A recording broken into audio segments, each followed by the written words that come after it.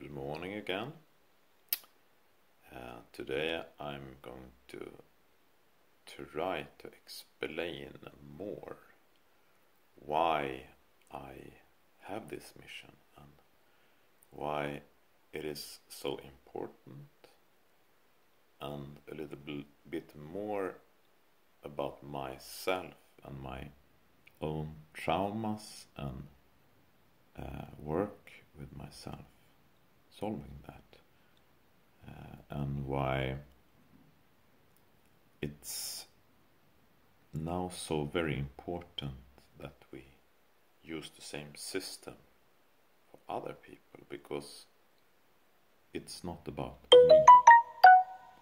This is about saving the world. And it's very, very hard to explain how to connect with Source for me when people don't even believe in Source today, especially in the science field or academic world. And therefore I am totally sure that Rupert Sheldrake is a very, very important indigo here, because he can combine the scientific perspective or ground where he comes from, and then he have made his own journey by mysticism and meditation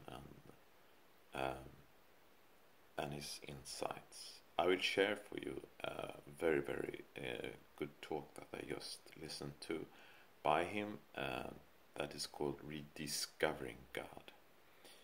And I think most of the Westerners will understand that in a way. And I think we are agnostiker in the Western world. I am or was also that in my earlier life,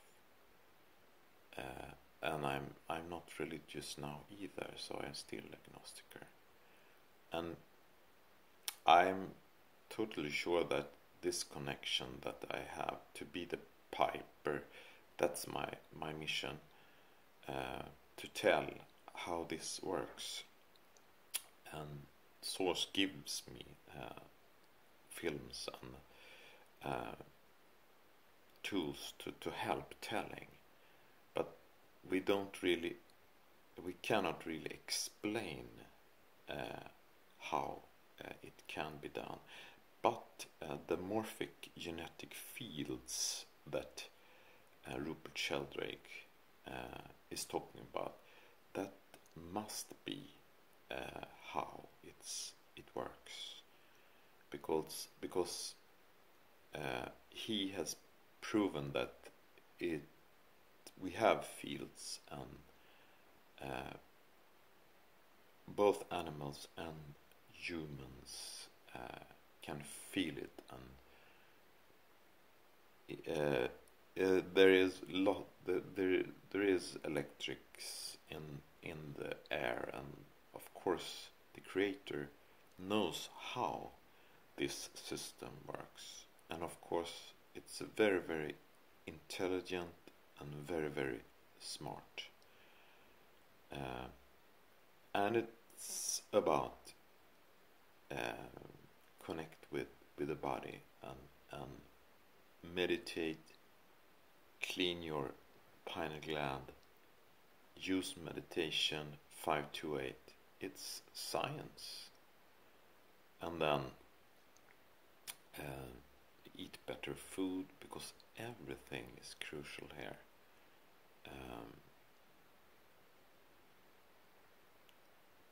But of course not everyone wants to do this. Everyone is not interested in a journey inside. My story, I told you about my Mowgli childhood, and it was very, very positive and loving and caring from adults. and got lots of friends, and I swim when I was a teenager, but then it was the harder part after my parents divorced, because I felt very what you call it, abandoned was my feeling when my mother left my father and me. So I got anxiety, had problems with my feelings. I talked with my friends about it, and I was doing quite well in school. But I was not whole. I was not a whole person with connection with my feelings, and just I was kind of nervous, and but I hide it, as I think many of us have problems too. And I gnittered teeth a lot. I did not really know how much I gnittered teeth.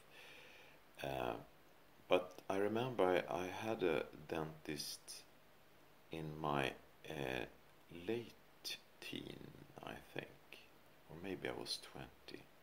That was kind of hard at me when I was there, because he was not psychological positive about it, and I feel very, very much blamed about that I gnittered teeth, and I didn't want to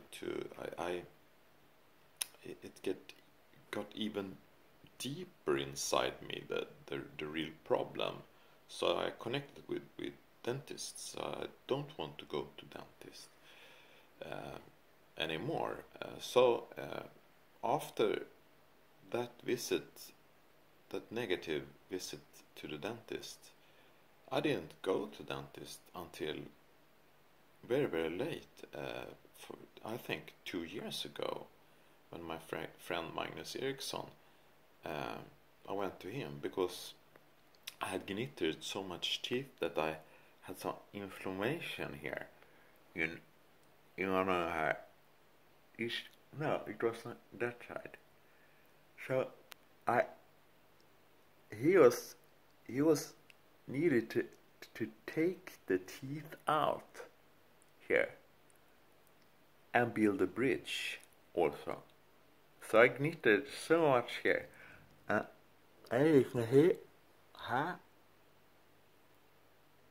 it's also very much gnittered, and plastic now, and he had made a terrific job, and it was very, very hard for me to go to him the first time. I felt anxiety, and I felt blame, and I was bad, and it was something to show that I didn't want.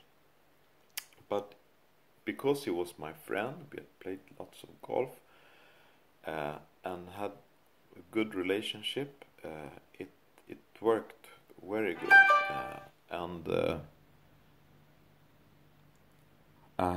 After that, I also start using splints to have a nice sleep.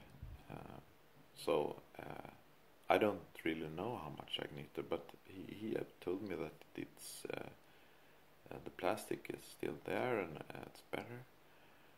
And so if I can do this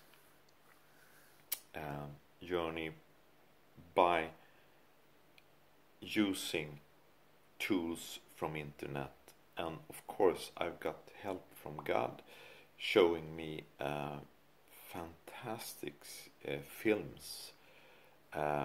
Krishnamurti, one guru that really talks about lifting things up by thinking about the trauma. So that was one of the main parts in my journey to start with, to feel, to get the feelings back again. How did I feel when my mother left me, and get those feelings, see those feelings and get them out of the system. I worked with that a few times. That was really, really good. And I think with people that have the same problems as I, it is very, very good to do that, to see the feeling, not press them down, because that was what I have done. Trying to perform, I always trained a lot, and I was pretty talented as a athletic, but I was not whole, because it was only performance, and it was not really inside me. So that is, I think, the main reason why I am chosen to tell the world that it is possible to be whole by using the best in the world in every field that I have done. And source have helped me, of course, all the time. And meditation with 428 in 2 years have also done a fantastic job, of course. And it's very, very interesting now, connecting with, as I am pretty good to connect and mix things, maybe you understand now, and not very good at each part of this holistic view. But Teal Swan's shadow work, it's exactly the theory there is that no, it's not the theory, it's the facts that shadow work, it's the opposite of the first trauma you have. For me, feeling of abandoned from my mother, the opposite from that now is, of course, to unite everything, unite the world, and it is really what I'm trying to do, trying to explain how we must now do to save the world. So of course, everything is planned for me, not only the good things, also the bad things in my life. Because if I hadn't had this trauma with my mother leaving me and felt the bad, I had not have this strong drive to unite as I have, and of course I have to have this strong drive now, because who will believe me in this society when no one believe in source, that it's possible to get connection as I have now, and almost no one work with themselves as I have done for 2 years. But I also think Rupert Sheldrake's talk about rediscovering God has another very, very important point. 53 minutes into this talk, he has a new theory that he says, that is tells about, and that is that maybe it is the orgasm humans had. Maybe that is how we connect with God, all of us, and with all pleasure, because we cannot explain, he said, what happens when we orgasm. And I think that is the clue here, because my mission, also my mission with this equal sexuality, and connected to the other big important culture earlier in humankind, where sexuality have been more equal and more strong and open that we have it today. So I think it is so. I think the orgasm is important, very important, and it's very important to get women not blaming themselves what they think about the male body, the erected penis, or ass, or whatever they like in men. Because in our culture it is not okay for women to talk about this and to express it and to really say yes to it. It's much easier for boys and men. We are talking with each other about it and masturbating together when we are children or when we are in the early teens. I did even, but maybe they don't today. I don't really know, but I think it's much easier for men, and we must change that, because there is a connection, and it's all about consciousness. It's not about religion, and everyone can connect and can get this feeling of something bigger. But it's not all that can be controlled as we individuals can. And it must be the morphics genetics fields that is the explanation how and how the system works. I think that was all. Hope you liked it, and I'm trying the best I can. I cannot do anything more. Bye bye.